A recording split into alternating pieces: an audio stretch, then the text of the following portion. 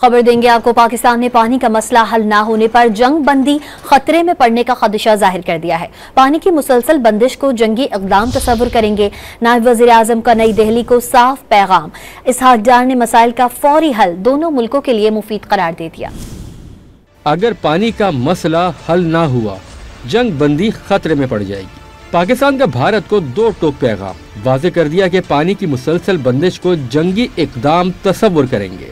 अमरीकी मीडिया को इंटरव्यू में नायब वज़ीर आज़म इसहाक डार ने पैगाम दिया कि डायलॉग से मसाइल को हल करना चाहते हैं। Security committee of Pakistan declared that if this treaty is tempered, if the water is diverted, if water is stopped, we'll treat it as an act of war. Well, you see, in the nation's moments, there are certain times when you have to take some very serious decisions, as we did on 9th night.